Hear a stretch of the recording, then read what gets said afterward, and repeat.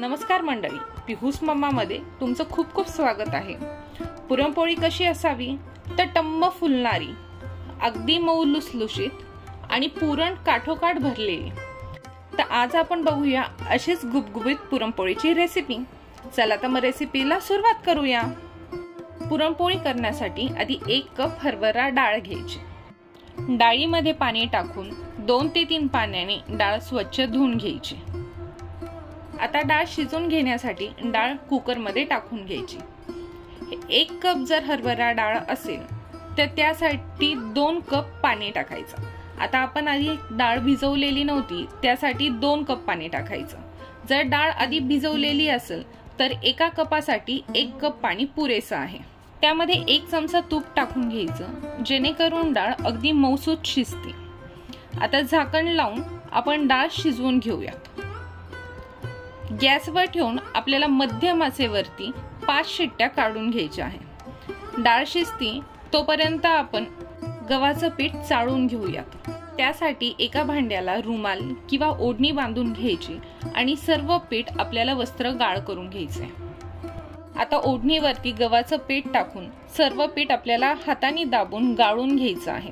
गव्हाचं पीठ असं वस्त्र गाळ केल्यामुळे गव्हाचं पीठ अगदी बारीक चाळलं जातं आणि मैदा वापरायची गरज पडत नाही।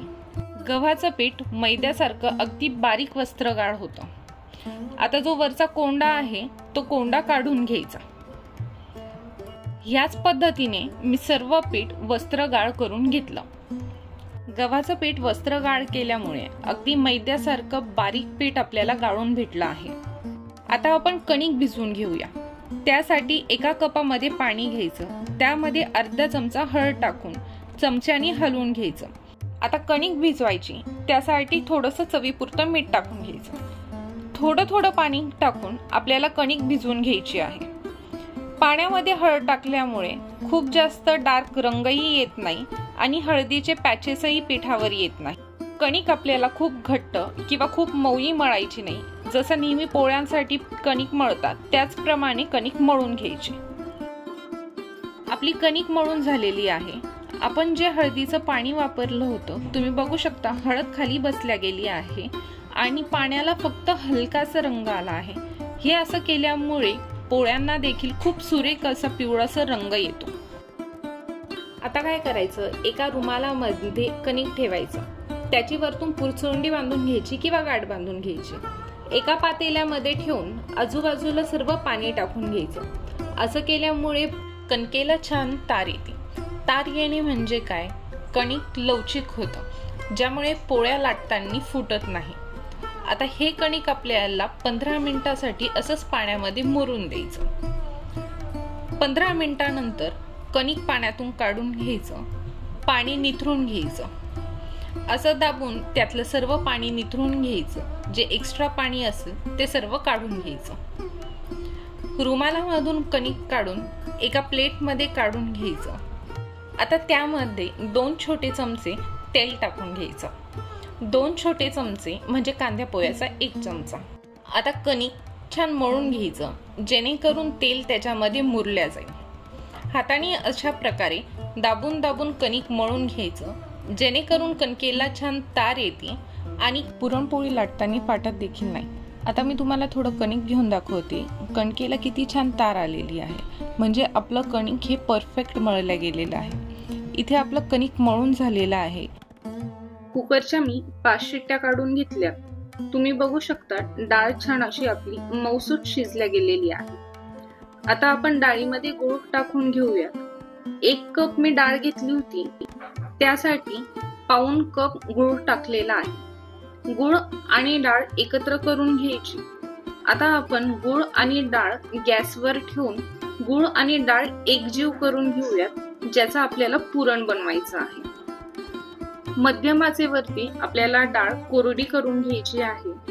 डाळ कोरडी होईपर्यंत आपल्याला मिश्रण परतून घ्यायचं आहे। डाळ पूर्ण कोरडी झाली आणि पुरण बनण्यासाठी तयार आहे हे ह्यावरून लक्षात घ्यायचं। त्यामध्ये एक उलथणी ठेवायची।